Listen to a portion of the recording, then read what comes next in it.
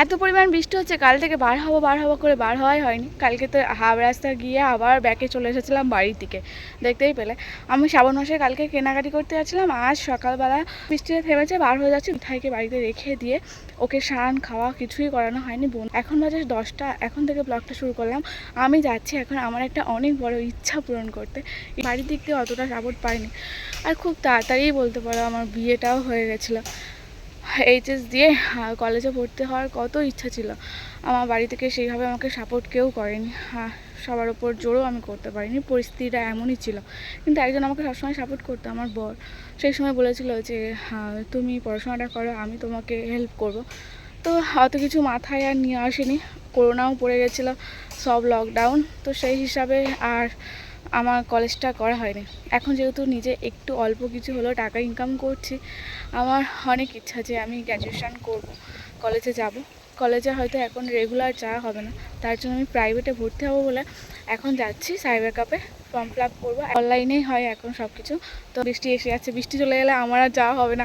কাল থেকে ভাবছি 24 তারিখ অবধি লাস্ট ডেট রয়েছে, এই ডেটের মধ্যে আমাকে কমপ্লিটও করতে হবে। আগের বছরও মানে এই 2 বছর ধরে না আমি কলেজের ফর্ম কেটেছি, আবার মানে কি বলবো, ভর্তি হইনি। এখন রেগুলার কলেজ যাওয়ার মতো সেই পরিস্থিতি বা সময় আমার নেই। মিঠাই অনেক ছোট, ওকে এখন সময় দিতে হবে বেশি করে। প্রাইভেটেই আমাকে কলেজটা কমপ্লিট করতে হবে, সেই হিসাবেই আমি যাচ্ছি। তুমি আমার পাশে থেকো, সাথে থেকো, আমি যেন আমার এই ইচ্ছাটা পূরণ করতে পারি, গ্র্যাজুয়েশনটা কমপ্লিট করতে পারি তোমাদের ভালোবাসে, তোমাদের সাপোর্টের জন্য। সাইকেল নিয়ে ব্যাগ নিয়ে বার হয়ে পড়েছি অনেক বড় ইচ্ছা পূরণ করার জন্য। এদিকে দেখতে পাবে রাস্তাঘাটের অবস্থা কি, জল পড়ে একদম শ্যাতলা হয়ে রয়েছে, রাস্তার স্লিপ হয়ে রয়েছে। এগুলো নতুন করে রাস্তা হচ্ছে বলে এরকম অবস্থা। সাবধানে সাইকেল চালিয়ে আমাকে যেতে হবে, তাড়াহুড়ো করে, বৃষ্টি এসে যাওয়ার আগে। মিঠাইকে তো আজকে স্কুলেও নিয়ে আসা হলো না। পৌঁছে গেছি আমি গাড়ির রাস্তায়, সাইকেলটা এখানে রাখলাম চাবি দিয়ে। বৃষ্টি আসেনি, ভাগ্য ভালো আমার। যদি এরকম আরও আধ ঘন্টা বৃষ্টি না হয় তাকে আরও বেশি ভালো। কত আশা নিয়ে এলাম যেই কাজটার জন্য, সেটা সফল হয়নি। প্রাইভেটে আর কি ফর্ম ফিল আপ করেনি কলেজে, তাই হলো না। উনি বললো বিকেলবেলা আসার জন্য, তো ভাবছি বিকেলবেলা একটু ছোটো মাসির বাড়িতে যাব। তো দেখাই যাক কি হয়, আমাকে তো করতে হবে। এবছরে একটু সময় পাবো, পরের বছর আবার মিঠাইকে স্কুলে ভর্তি করার ব্যাপারটা রয়েছে। ওকে যদি স্কুলে ভর্তি করি সেখানে আমার অনেক টাকার ব্যাপার রয়েছে, আমার তার সাথে হয়তো আমার কলেজটা করা হবে না। এই বছরেই যা করার করবো, দেখছি। বাড়িতে চলে এলাম, কাজটা তো হলো না। বিকেলবেলা মাসির বাড়ি যাবো, মাসির বাড়িতে যাবো। মাসির বাড়ির ছোট্ট একটা মানিক হয়েছে, তো ওই মানিকটাকে দেখতে যাবো। 1 সপ্তাহ হয়ে গেছে, এসে গেছে। আমার দিয়ে দেখো চুলে কালম করছে। আমার মিঠাই দেখো, সেই বড় মাসি যে জামাটা দিয়েছিল রাতেবেলা খুলে দিয়েছিলাম, ও ঘুমিয়ে পড়ার পর আবার সকালতে পরে নিয়েছে। দেখো মিঠাইয়ের এই জামাটা এত পছন্দ হয়েছে, খুলবেই না। এই জামাটা এত ভালো লেগেছে। আর জল ঘাঁটছো কেন? চান করবে? তোমার জামা তো নোংরা হয়ে যাচ্ছে, আর পরতে পারবে না, জামা নোংরা হয়ে যাচ্ছে। দিদা দেখো চুলে কালার করছে, রিঞ্জা টেকনিক, চুলে কালার করার রিঞ্জা টেকনিক।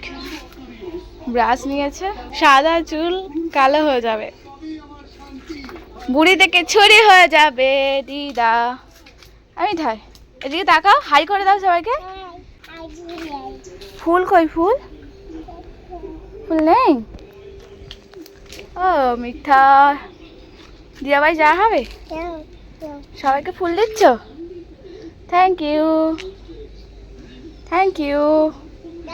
ছিল না মিঠাই, এর থেকে ফুল হবে। থাক থাক থাক, বউকে দেবে।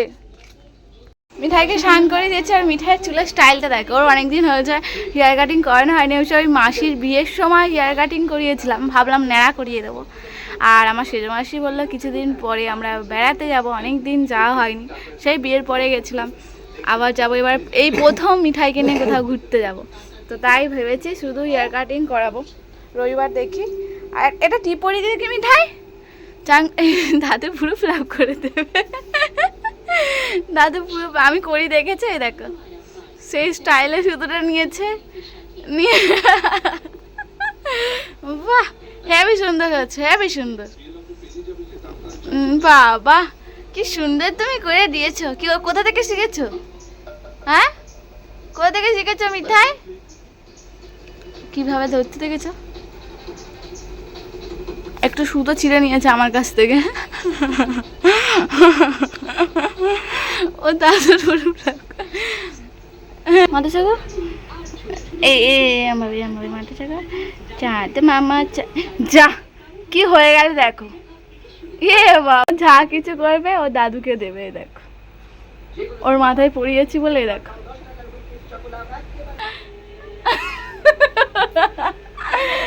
দাদুকে ঠিক পরিয়ে দিয়েছে, কত খুশি হয়েছে দেখো। মিঠাইয়ের টিপটা পুরো বেঁকে গেছে। ওর পড়াতে গিয়েছি, ও তাড়াহুড়ো করে দাদুকে পড়াবে বলে বায়না করছিল। আচ্ছা এবার জুড়ে দেবো। আচ্ছা আচ্ছা আচ্ছা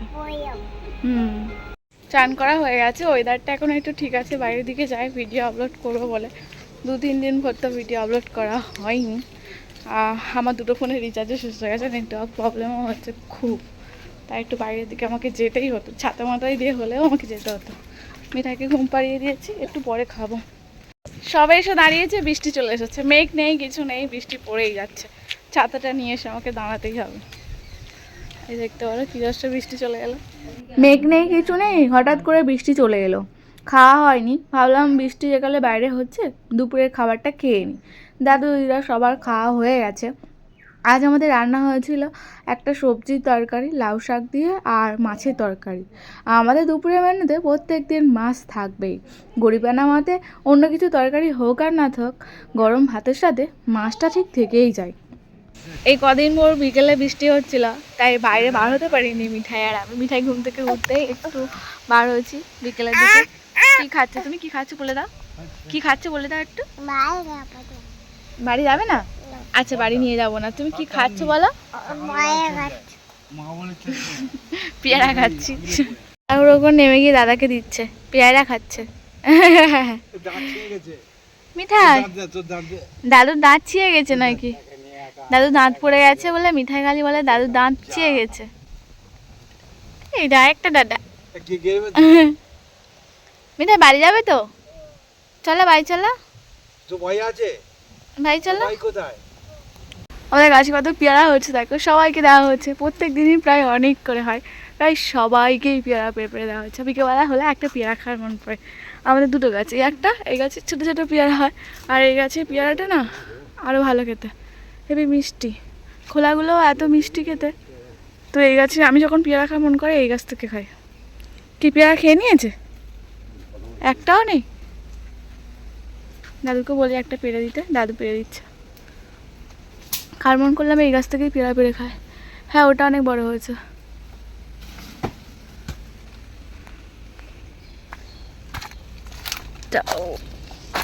দেখা এই পেয়ারা খেতে হেবি টেস্টিও হয়, আর অনেকটা বড় বড় খায়। ওই গাছের পেয়ারা খুব একটা হয় না, প্রত্যেক দিন হয়তো 2-3টে করে হয়, কিন্তু এই গাছের পেয়ারা প্রত্যেক দিন 50 পিসও হয়ে যায়।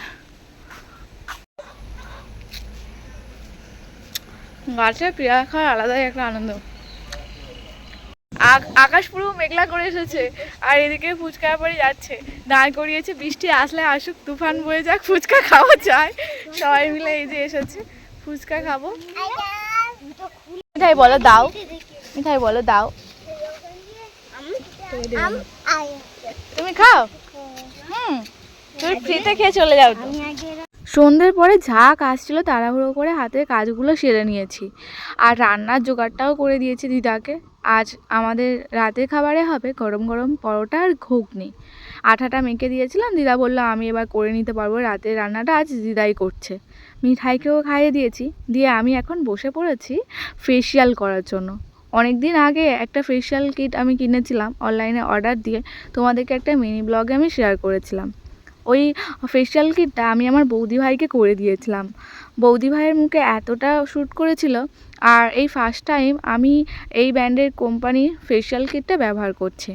তোমরা কারা কারা করেছো অবশ্যই কমেন্ট করো। বৌদি ভাইয়ের মুখে এতটা পরিমাণ ভালো লেগেছিলো, আর অনেকটা ডিসকাউন্টের মধ্যেও পেয়ে গেছিলাম, সেই জন্য আমিও ঝটপট করে অনলাইনে অর্ডার করে দিয়েছিলাম। তোমরা অনেকেই বলেছিলে লিঙ্কটা দাও।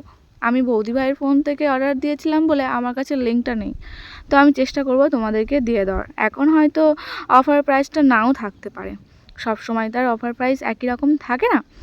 এটা 6টা স্টেপে ফেশিয়াল কিটটা রয়েছে। মিনিমাম আমাকে 1-1.5 ঘন্টা সময় দিতে হবে। পার্লারে গিয়ে অনেকক্ষণ ধরে বসে থাকতে সময় পাই না বলে, মিঠাই যেহেতু অনেকটা ছোট, আর সবথেকে বড় কথা পার্লারে গেলে মিনিমাম হাতে 2-3 হাজার টাকা ধরে নিয়ে বার হলেই যেন ভালো হয়। কিন্তু অত টাকা বা অত সময়ও এখন আমার কাছে নেই।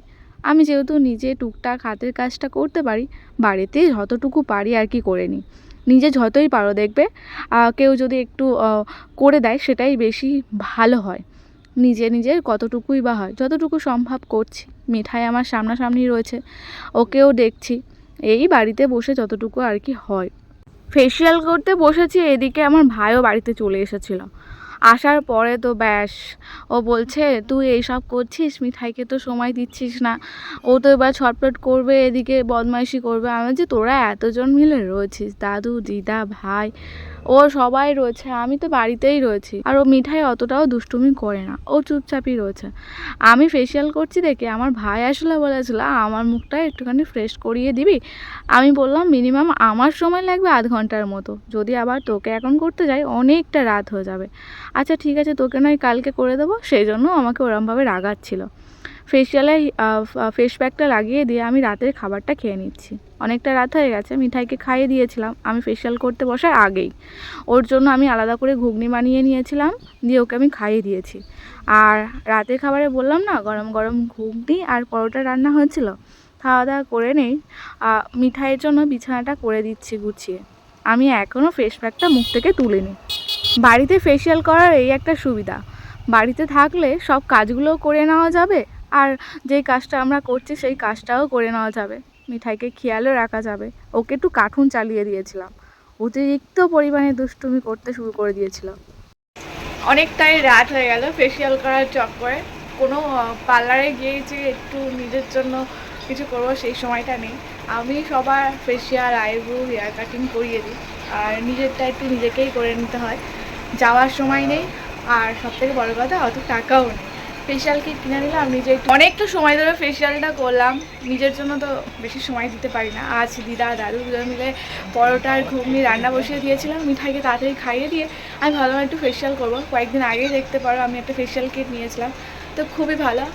এই ফেসিয়াল কিটটা আমার বৌদি ভাই সাজেস্ট করেছিল।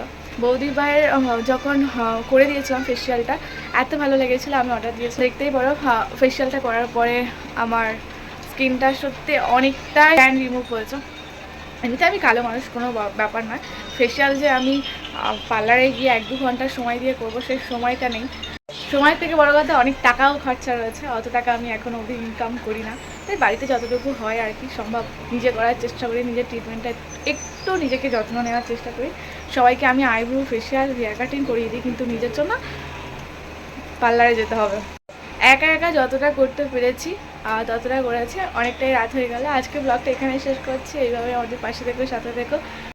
এবার মিঠাইকে ঘুম পাড়িয়ে দেবো। আজকে ব্লগটা এখানেই শেষ করলাম। লাইক, কমেন্ট, শেয়ার অবশ্যই করে দিও।